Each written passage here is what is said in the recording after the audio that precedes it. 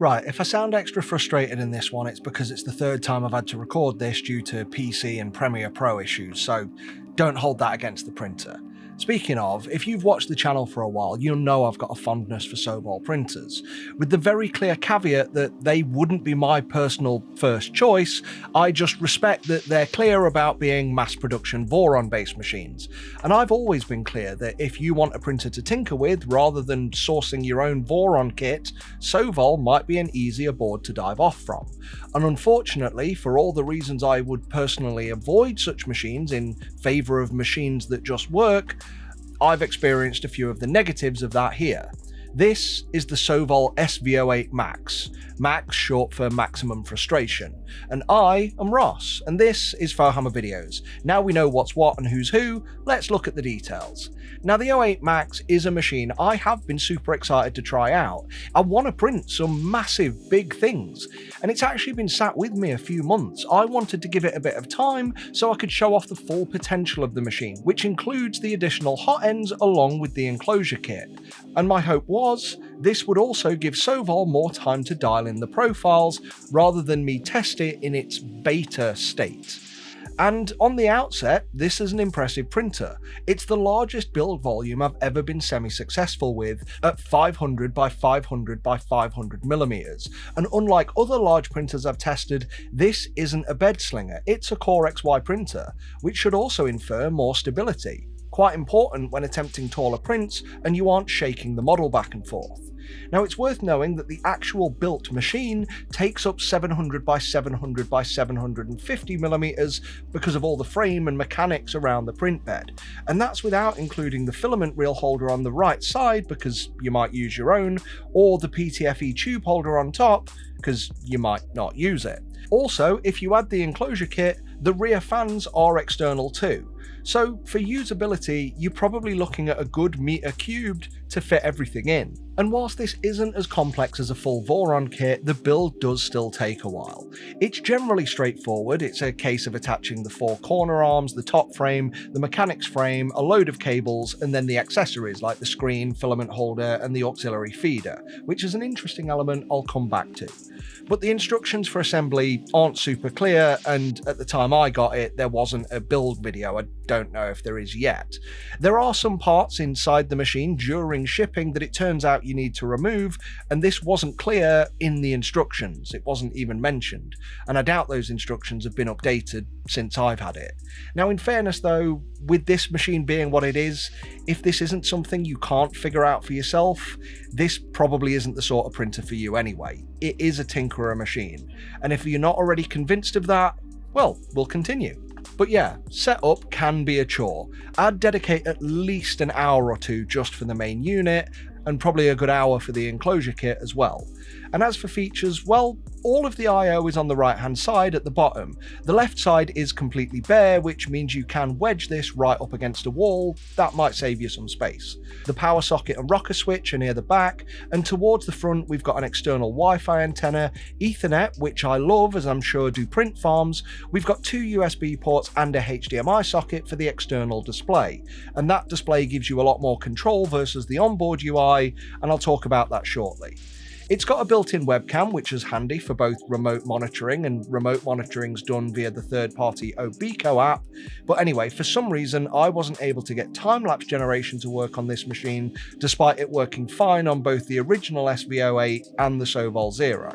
It's also got a built-in light. It's got a nozzle wiper. The large build plate is guided into place easily thanks to the tabs on the back. So they've done all the bare minimum to make a working machine.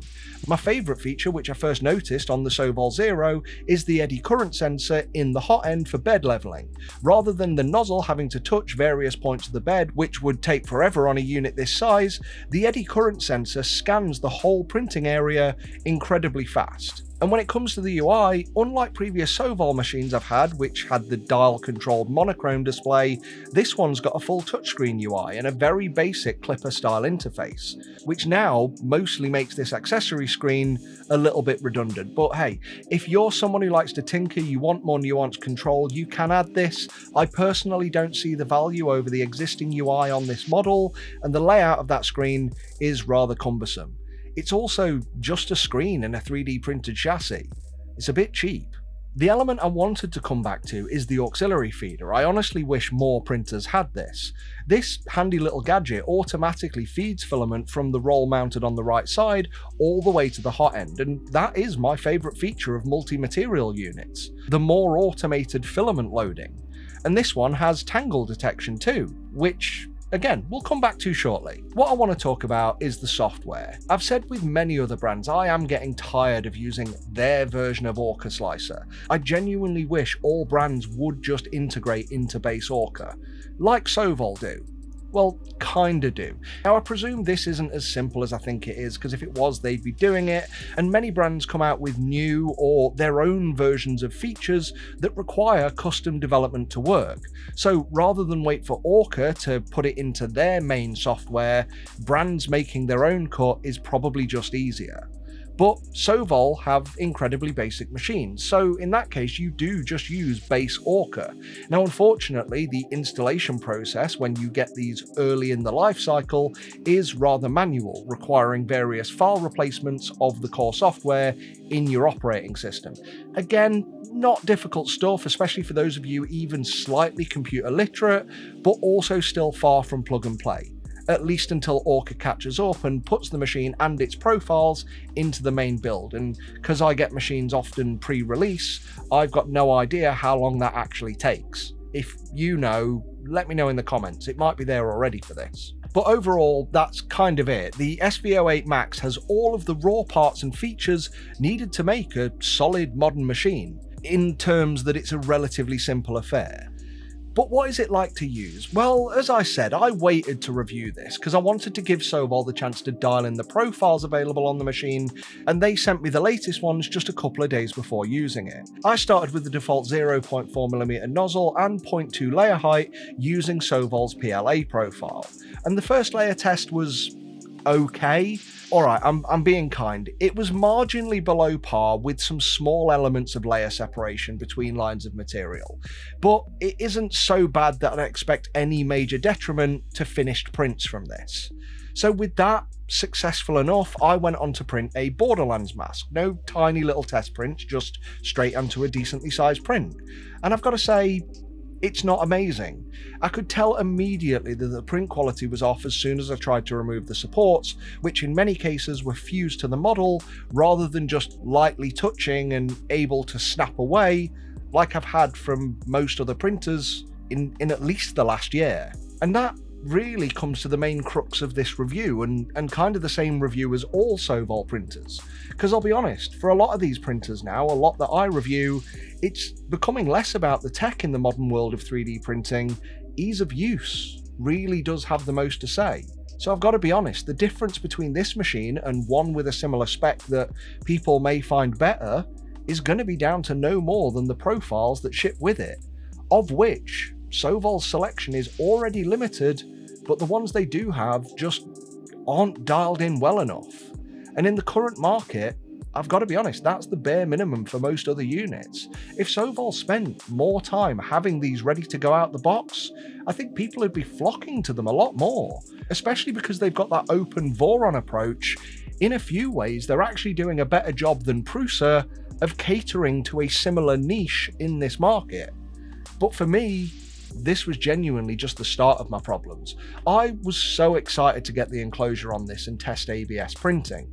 And the enclosure is kind of decent. It's got 3 metal panels for the sides, a half panel for the top, along with 2 glass doors and a glass half panel for the top. Unfortunately, there's quite a few holes in the chassis which would let heat out when heating things anyway. Installation is straightforward. Again, it's just lengthy and cumbersome due to the size of the machine and my limited space. And yeah, as previously mentioned, the fans are on the rear, 1 inlet, 1 outlet. They're external because there's no space inside the machine to put these. Speaking of fans, there's also no part cooling fan to help with filament cooling and bridging and things like that, and there's none available. Speaking of things that I don't have or perhaps aren't available, and I'm a little bit confused, Sovol didn't send me the chamber heater for this, and I can't find one on their website despite the product listing for the 08 Max saying optional chamber heater. Yeah. So I preheated the chamber using the bed and got it as hot as I possibly could. and then printed with ABS, and the result was absolutely awful. And I doubt this is just a chamber heat issue, it's clearly more of a flow rate problem to retract the layers this much from each other. So I went back to do some more PLA testing to start to dial this in as they intend you to do, but whilst I was doing that I forgot to keep the lid off the machine, which it does say on the lid, keep the lid off when printing materials like PLA, and I accidentally jammed the nozzle due to the excess heat in the chamber. Now thankfully the extruder is easy to access by simply removing the faceplate and then the front board on the head unit, just 2 screws. Then you just need to remove the screw for the spring-loaded tension arm and you've got immediate access to the extruder gear and any jammed filament, at least in the extruder gear. And before I move on, I've said it before and I'll have to say it again, this level of access for maintenance should be applauded and adopted by other brands. Now yeah, the nozzle here isn't as quick swap with a latch, but it is just 3 screws and 2 screws for the fan. It's not the hardest, but at least Sovol are maybe unintentionally considering that, yeah, filament jams are going to happen, just like paper jams in 2D printers, so being able to have fast access to that mechanism, incredibly handy. But unfortunately, because the excess heat actually caused the PLA to melt inside the top of the nozzle above the heat break, I just couldn't unclog this, and believe me, you're seeing the short version of the efforts I went through. So I jumped up to the 0.8mm nozzle and immediately just got errors from the auxiliary feeder from the first layer indicating a jam, and no matter what I tried, the feeder simply couldn't keep up with the speed that the machine was pushing out filament. So I tried completely ignoring the feeder and going direct from spool to hot end, and the extruder gear simply couldn't pull the filament in fast enough. So either Sovol need to update the firmware on that to work differently when you're using the larger nozzle, or you need to accept it and mount the filament somewhere else, like directly above the hot end. So finally I moved on to the 0.6 nozzle, hoping that this would be the best of both worlds.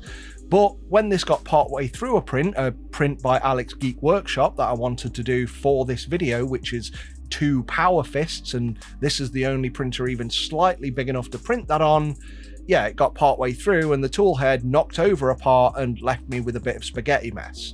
And I'll be honest, at this point I gave up and I wanted to go back to the 0.4, but I'd now clogged that beyond repair. I need to get a replacement. And overall, that kind of says it for me. This is now an example of what I've been saying about these machines from the get-go.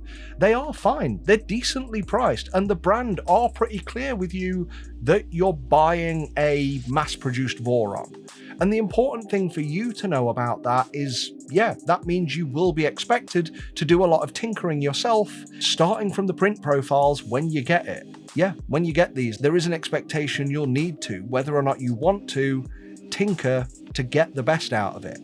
To me, that feels a bit legacy now and simply isn't something that I personally want to do. I respect those who do, I just want to print things, and this has a great unique selling point in its print volume, and in that print volume it has CoreXY mechanics.